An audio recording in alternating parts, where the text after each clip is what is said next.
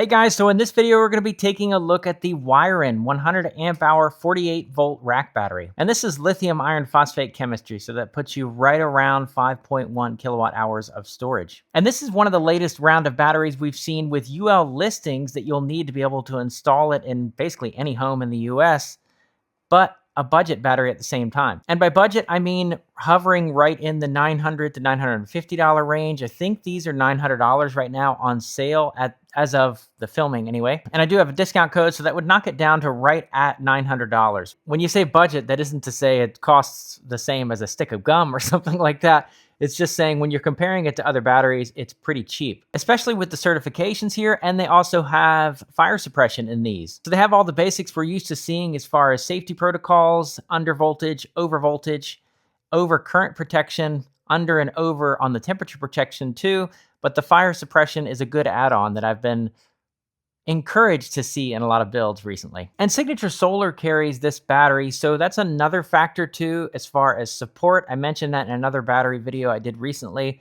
It's not all about the price, but it's the support you get for the battery or the equipment at the same time, or at least it should be. I think price is a huge factor for people, and it should be a huge factor, but we should also consider the support you're going to get after the fact, whether you need help setting it up or if you need help with a warranty later on. So having somebody like Signature Solar or like the last battery I did with Current Connected, that's a pretty big factor, or should be for a lot of people, especially first timers. All right, so let's jump into it. Let's look at the front of the battery here, then we'll pop it apart. We'll also check it with common inverters. So I'll check it with a 12,000 XP, see if it can communicate with that. Shouldn't have any issue on Pylon Tech, but we'll check everything. All right, so front of the battery, these have the M8 terminals that we're used to seeing on a lot of other batteries. And at first glance, I do not like the exposed screws on these terminals. So hold on, let me get a lug. I'll show you guys. So I really do like these M8 terminals. That basically means you could put any lug size you want on these. These are the wave of the future. But as far as downsides, a lot of people are recessing these screws so that the lugs don't make contact. However, these terminals stick out way further than I've seen on any other lug. So even if you do put the lug upside down like some odd people do, then it's not going to make contact with these screws, like not even anywhere close. These stick out probably another 3/4 of an inch past any other terminals I've seen. So yeah, if it were like this, you've got a lot of clearance there. So that's one way to do it. Just make this thing stick out obnoxiously far, I guess. The other way is to have the recessed screws like we've talked about in the past. And reason being, in case that's not clear, is these screws are screwed into the case right here. So if somebody were to have these flipped upside down and they were to make contact with the screws right there, and they did the same thing with the positive, then it would be treating the case of the battery like a conductor. And that is never a good thing. So then next over here, we have the breaker. This is not a shunt trip breaker, which means this doesn't have any possibility of having rapid shutdown. That's not the end of the world. We'll see some batteries with just a single breaker like this, 125 amp nadir breaker on this one. Then over here, this is pretty standard. A reset button, on, off, light. These are our indicator lights here. In case you don't want to push on the screen, you can see how much battery you have in there. Dry contacts. So if this is set correctly, you can start and stop a auto start generator. RS-45 CAN, 232, and this is battery to battery communication. This is actually a good sign. This is the second, I believe, battery I've seen, might be third now, coming with these plugs. All of them should come with these little plugs in them. I love that idea. That way no debris or any trash gets into any of these Ethernet connections. Then the BMS on-off switch, negative. Over here, we have what would probably be considered an antiquated screen. So this is a bit old style. If you guys saw the MK Energy battery review I did, same exact screen, same exact BMS, I believe. That's another thing. I'm going to show you guys the manual in a minute. It lists basically everything in the battery in the manual. So there's no guesswork on what type of BMS this is, what type of cells they are. So that's actually really nice. I like Wiren Tech. It's a smaller battery company, but they do a good job with their builds. But yeah, this is a simple screen. You can select your protocols in here. You can look at basically anything you could do on a more modern looking screen. Later on, we're going to be going into the 12,000 XP and making sure it communicates there. So that's where we would go here. We're going to make sure it's set to Pylon Tech. There we go. So let's pop this thing apart, see what it looks like inside. By the way, there's no mistaking the fact that this has UL 9540 certifications. They've got it right on the top of the battery. They're very proud of that. Comes with a manual. I wanted to show you this first. It's towards the end. It shows you the exact cells that come in the battery. You don't normally see this in a manual, by the way. Sometimes it's just a guess, or I have to email the manufacturer, and sometimes they don't even know. It says the breaker, REPT cells, the BMS is a pace. They even say where the auxiliary materials come from. Never heard of that company. And the wiring harness. This is really neat, actually. I know that might not be neat to a lot of you guys, but I just haven't seen that. Or if I have, very few times. Also comes with 2-gauge 200 degrees Celsius wire to hook to the cabinet. So these are made to go into a rack. Wire's so large, a lot of times they'll send it just the right length to be able to hook vertical from one battery to the next. What's strange to me, though, is that these terminal covers come with it, and they come on the terminals. I showed you guys those already, or you could see them. But I don't see any actual terminals to cover once you've put the lugs on. Like, these aren't going to go over this once it's on there. So I think they're lacking something here. Or you got to cut a notch in this or something. But it should have a terminal cover. These don't quite cut it.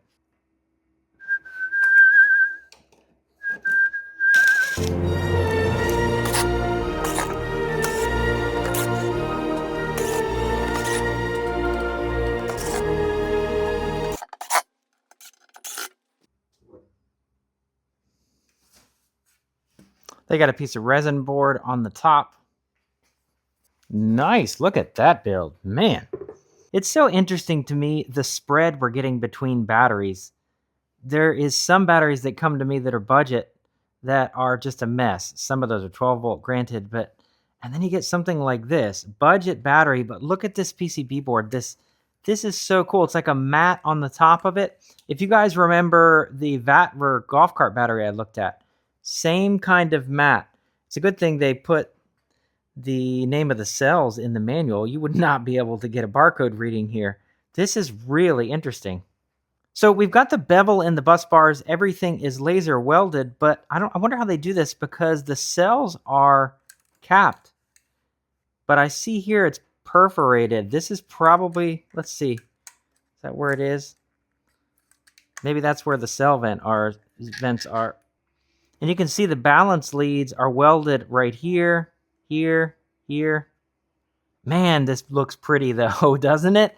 Really, I remember seeing that Vatver must have been last year, and I was thinking we're going to start seeing this in all the battery builds, and I have not seen it since in any of the builds until now.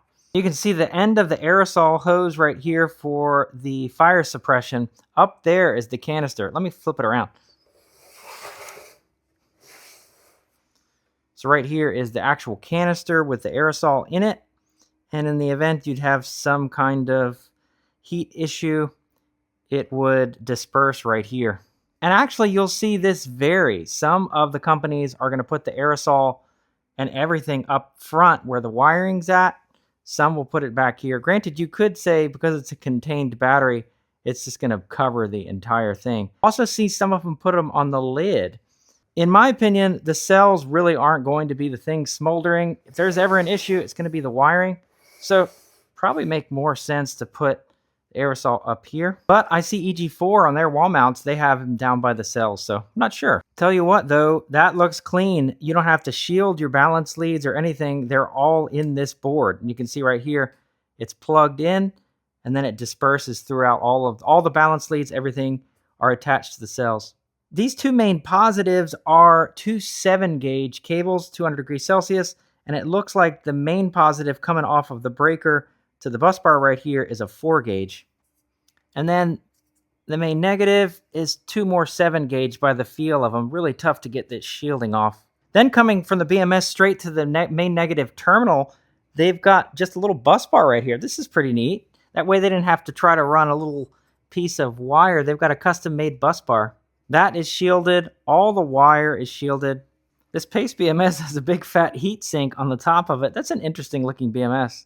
And they've got two plastic standoffs underneath the main negative, and same thing over on the positive. And down below by the BMS, they've got a little piece of resin board there at the bottom. Looks like that's just so the main negative doesn't make contact with the case. Yeah, I don't see anything rubbing there anyway, but that's nice. And then it's just got a little bit of shielding here, covering up all the ribbon cable and everything in there. So impressions, most of the time we're seeing metal shielding around the entire battery now. On this side, they just have the plastic straps for tensioning. I don't see any issues there, though. There's not anything that's going to make contact with that. The sides of the cells are pretty close to the sidewall. Certainly not watt cycle close, where the cells were basically sitting on the sidewall. But that is still pretty close, where, again, most times we're seeing a bar or a buffer between those.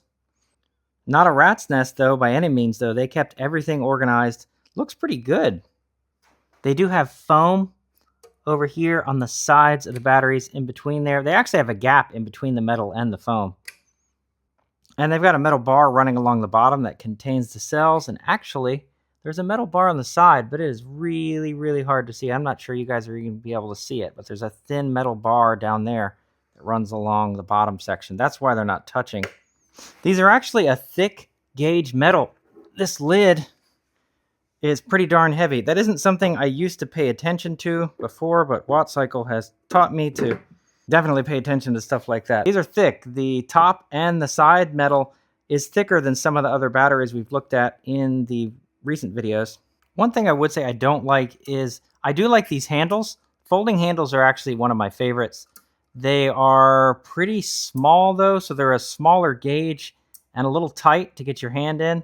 And then the trim itself is where you would bolt these into the rack. And that's just not a good idea. The faceplate itself is part of the... I think these coming separate, if they're in a bag separate that you can bolt onto the side, is really the best way to go. If they want to leave these handles, that would probably work. I don't know. These bent... The thing is that in shipping, and the only reason I don't like it is shipping, these typically bend. It was packaged really well. Mine weren't bent. But this is not, in my opinion, this is not a good idea. This should be separate, and this should be a bolt-on, and it can come with the handle that way too. That's probably the best way to do it. This is going to, I think they're going to have a lot of problems with these bending, even with the good packaging they had. All right, we have already set it to Pylon Tech before when we were looking at it. So I'm going to take this little button out, if I could get it out. Probably going to have to use my knife because I jammed the thing in too far while I was showing how nice it was to you guys before. Yeah, nearly there. There we go. Okay. Just a little dust, wasn't a scratch. So now we'll plug my cable into the CAN port. And then I'll plug it into the 12,000 XP. And so we should see on the 12,000 XP, we should see state of charge 29. Might say 30. I don't know whether it rounds up or down. Let's look. All right, let's plug this in here. Battery communication. And we've got 0. Probably a dip switch thing. I didn't change that. It's probably the first one needs to go up. Let's see. This typically would need to be, the first one would need to be up for the master battery. Let's change that. Get this set up. There we go, 30%, so it rounds up. Okay, so battery communication with the 12,000 XP, 0 issues. This is set to Pylon Tech, the battery set to Pylon Tech. All right, so I'm gonna stress test this a little bit. I'm actually gonna hook a charge inverter up to it and push it. I wanted to see how much amperage it can take in anyway. This Ecoworthy charger is usually my go-to for this now. Before that, it was a charge inverter, and I'll still use those too, but this is just easier to use in a lot of cases. The wire's easier to bend around corners. I don't know. I just like this charger better. The screen's nicer. I wish EG4 came out with an indoor version that was almost just like this. Well, this is interesting. It's not letting it charge past 20 amps, which is a nice, even charge, I guess. But the charge inverter, the Ecoworthy charger, is set on 100 and is throttling it back to 20. Let me try putting a little charger on it. Rather than drag another charge inverter over here, let me try putting another 20 amp charger on it. And look at that. It knocked the charger down to 12 amps. And we are charging at 20 amps still. So it's allowing a little bit in from my external, like my 20 amp charger here. And some from this. Very strange. It just revved up to 50 amps for a second. I heard this charger rev up and then go back down. Something to do with the BMS.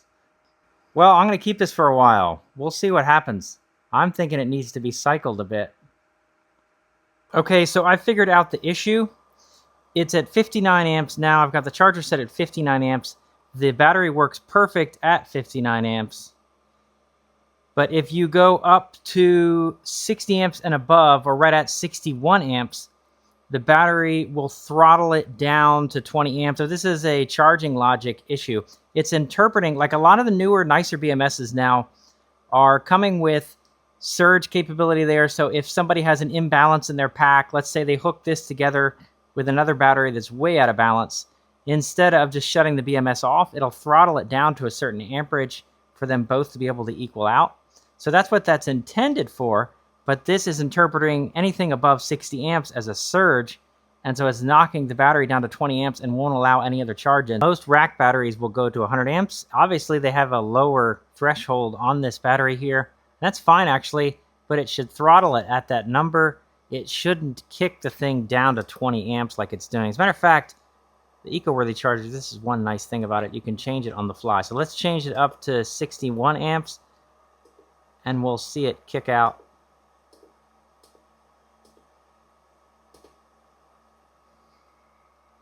So we're at 61 now. Oh, 61. Okay, well, let's go up again. Last time it was 60. Let's just change it to 70 amps. Oh, yeah, there it goes. So now we're at 20 amps. 21 amps charging, but we're set to 67 amps. All right, guys, so I got 103 amp hours, a little over 103 amp hours of discharge rating out of this battery. And that's good. This battery is sort of a mixed bag. I tested it with Pylon Tech on the 12,000 XP, worked great. This comes set to Pylon Tech, so all I had to do was change the settings, and I've showed you guys how to do that in the past on the 12,000 XP. The 6,000 XP is the same, very easy to do that with. Then you've got the flex bosses. It'll work with all of them. So why I say mixed bag, the interior of this battery, that PCB board, that mat, is really cool. And I actually think that that's going to be catching on. I would say that they're probably going to be putting that in a lot of batteries. And I do like the fact that they give basically all the info you'd need in the manual. They did a good job with that too. The charging thing is strange to me though, and I don't think most people are going to encounter that unless they have a really small system. But yeah, if anyone's going to want to charge this over 60 amps, then it's going to kick down to 20 amps. I get why they have it. That just seems strange to me. It'll discharge to 100 amps. But yeah, if I was going to nitpick and tell Wiren Tech how to do their thing, I would say, hey, if this surges, so if you go over 60 amps in a blink of an eye, then we definitely need to limit that current, and then it can check again after a few minutes like they have it now. But this, even with a slow ramp up, it does it. Just doesn't make any sense to me. It seems like the charging logic's a little off with that. However, for most people, if they're going to have a rack of these, a cabinet of these, and they're trying to hook them together, there's a little bit of an imbalance there, then that's exactly what you want. It's going to limit the current to each battery, protect the BMS, protect everything. And again, it'll discharge up to 100 amps. So even with a smaller system, I don't think people are going to have an issue with that. All right, I guess I've been mixing the pros and the cons together. This would be a con. These terminal covers are great for shipping. And if you're not going to be using both of these terminals, you can leave one of these on there. But what about the terminal with a lug? There's no way to put one of these, and I don't even know. I don't know. I don't know why they ship these with it. I guess it's nice. They could have had these for shipping and then had another one to snap over it. But they don't send any caps or anything to cover these terminals. If you had all of these covered with lugs, let's say, and you had 4, if it was in a cabinet, you've got one going this way, one going that way. These don't go over the lugs. They're just basically for shipping or to cover these terminals when there isn't a lug on them. And Ecoworthy, Watt Cycle, every other rack battery on the market has something to cover these terminals here. So that is really strange to me. Let's throw a pro in. This has the UL ratings that you'd need for basically anywhere for an install. So that's really cool at a budget right in that $950 range or so. And I think, yeah, maybe a little cheaper with my discount code and that involved, but that's only for one. So anyway, you might as well count on around $950, I think, at the time of making this video. So then another con is the metal here. This is really cheesy. They need to figure out something. Again, some more reinforced wings. Having these shipped with it, not a good idea. I mentioned that in the video already, but I would have something detachable for these wings here. Another con, the screen is old school. I'm okay with old school. Gives you the info you need. But as far as battery percentage, that comes up as soon as you push a button. But if you push menu, you can't see the battery percentage anymore. You have to cycle through and you can look at, it says analog info, but it just shows voltage there. Yeah, the screen is a little bit too old school for me. So if we're talking about budget, I don't know. I mean, I would rather have a screen than nothing. And really the closest comparison on the rack batteries would be the Ecoworthy Cubics, and that has a UL rating as well. And that does not have a screen. They do have a Cubics Pro, which does have a screen, but that's going to be, I think, more money than this. And it doesn't have UL rating. So it's a give and take, but the Ecoworthy is a bit cheaper than this battery. And they have a JBD BMS in there versus the Pace BMS. I actually prefer JBD. But again, no screen. They do have terminal covers though. They figured that out. And they have reinforced and nicer wings here on the battery, and they actually ship them separately so you can put them on, so you're not going to have any bending there. So is it a good buy? It's from Signature Solar. They're going to support the battery, which is probably one of the best pros on this. And if somebody's on the grid and they need to get inspected, then this battery is going to be one of the cheapest options you could get with good support. But that's why this was an interesting one here. It's sort of plain Jane on the outside, sort of a sleeper, right? It's a plain Jane on the outside, but they did a really cool design on the inside with that mat. So we've seen nicer builds. The UZ Energy battery that we looked at recently is UL rated, and that's a little bit more than this. I don't know, I think they had it on sale, so that's a little over $1,000. That has its own web interface, has the heaters in it too, so yeah, there's a lot on the market now right at this price range. I say right at this price range, this is actually a little lower still. The EG4 Life Power 4 version 2 is still more expensive than both of those other options I mentioned. So things are competitive, but that's good. The more on the market, the lower the prices get. Anyway, guys, I will put a link in the description below to this battery. Let me know your thoughts on it. What do you think about it? Thank you guys for watching and stay tuned.